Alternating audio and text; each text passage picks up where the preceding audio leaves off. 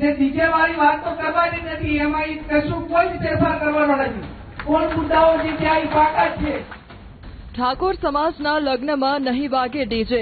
સમાજે જે નિયમો ઘડ્યા છે તેમાં ડીજે વગાડવા પરનો પ્રતિબંધ યથાવત રહેશે. વધતી મોંઘવારીમાં ખોટા ખર્ચા પર બ્રેક લગાવવા માટે તાજેતરમાં જ ઠાકોર સમાજનું બંધારણ ઘડવામાં આવ્યું છે, જેમાં લગ્નમાં ડીજે અને હલ્દી પ્રથા સહિતના વિવિધ નિયમો ઘડવામાં આવ્યા હતા. જો કે નિયમોનું ઉલ્લંઘન થતા ફરી એકવાર સમાજના આગેવાનો એકઠા થયા. ગેનીબેન ઠાકોરે ફરી સ્પષ્ટતા કરી છે કે ડીજે પર પ્રતિબંધના નિયમમાં કોઈ ફેરફાર નહીં થાય. બેઠકમાં વિવિધ મુદ્દે ચર્ચા કરવામાં આવી અને અંતે નિર્ણય લેવાયો છે કે જે 16 મુદ્દાઓ છે તેમાં કોઈ જ ફેરફાર નહીં થાય. હવે આ બંધારણ પાસ થઈ ગયું. હવે 2027 સુધી કોઈ ફેરફાર નહીં થાય. લગ્ન સહિતના પ્રસંગોમાં ખોટા ખર્ચ ન કરવા અને શિક્ષણને પ્રાધાન્ય આપવા માટેનું બંધારણ નક્કી કરાયું છે.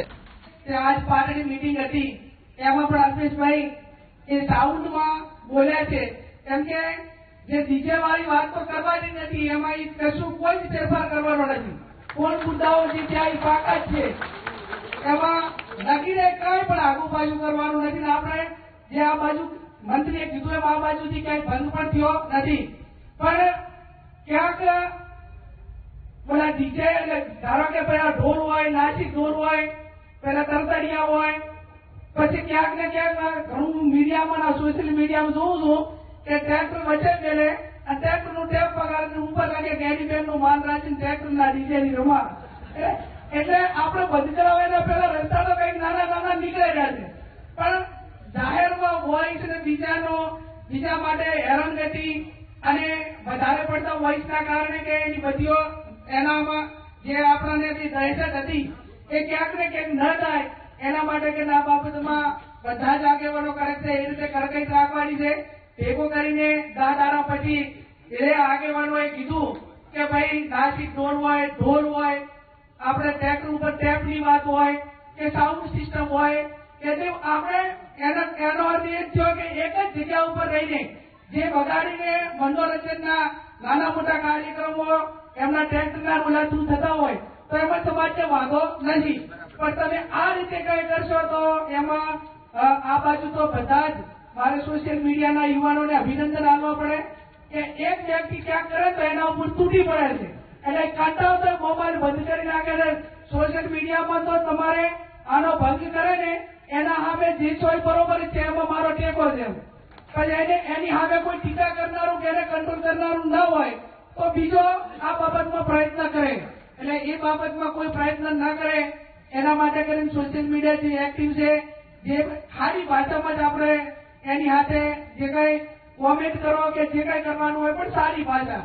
હું તો અભિનંદન આપું છું આ સમાજને કે તમે બંધારણ કર્યું એના પછી 6 કે 7 સમાજે બંધારણ કર્યું અને 6-7 સમાજોએ આ ડીજેનો મુદ્દો તો પહેલા નંબરમાં લીધો છે. એટલે આજે એક ઠાકોર સમાજના બંધારણના મનોબળને ઢીલું પાડવાની વાત તો નથી, પણ અહીં બાકીના જે 7 સમાજો છે એ પણ જયારે આપણી આ સારી વાતને આવકારતા હોય તો 1% કે 2% કઈ નાના મોટા લોકો એના માટે જે ધંધો રોજગાર કરતા હોય એવી ટીકા કરવા વાળાને કોઈ સરેન્ડર ના હોય. જયારે આ ડીજે આવ્યા એ ટાઈમે ઢોલવાળે કોઈ એમ ના કીધું કે અમારી રોજગારી છીનવેલી હતી. તો કાંઈ ઢોલવાળા કહે છે, વાહણાવાળા કહે છે, કોની બજાર વાળા કહે છે, કરિયાણા વાળા કહે છે, કાપડ વાળા કહે છે. એટલે આ બાબતમાં જે હવે બજેટ 2026 નું પાસ થઈ ગયું એ હત્યાની પહેલા આ બજેટમાં હું વ્યક્તિગત રીતે સમાજ વતી કહું છું કે કાંઈ ફેરફાર થવાનો નથી. તાજેતરમાં બંધારણના ભંગની જે ઘટનાઓ સામે આવી તેને લઈને પણ ગેનીબેને નિવેદન આપ્યું. કહ્યું અઠવાડિયા પછી સાથે મળીને બેઠકમાં ચર્ચા કરીશું.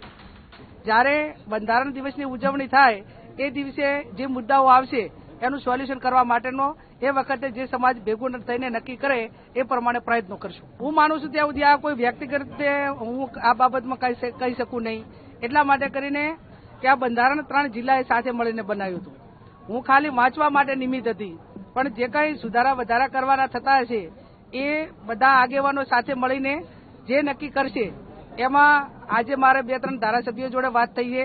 5-10 દિવસ પછી મળશે અને મળ્યા પછી આ બાબતમાં જ્યાં મિટિંગો નથી થઈ, જ્યાં કમિટીની રચના નથી થઈ, કોઈ કે ભૂલ કરી છે તો એના માટે શું કરવું, આ જે વર્તમાન સમયમાં જે 3-4 ઠેકાણે જાણવા મળ્યું એ બાબતમાં અઠવાડિયા પછી અમે સાથે મળીને એની વાત કરશું. ડીજેની જે નિયમ બનાવ્યા છે 16, એમાં ડીજેનો નિયમ છે પ્રતિબંધનો, તો ડીજે વગર પણ પ્રસંગ આપણે કરી શકીએ છીએ.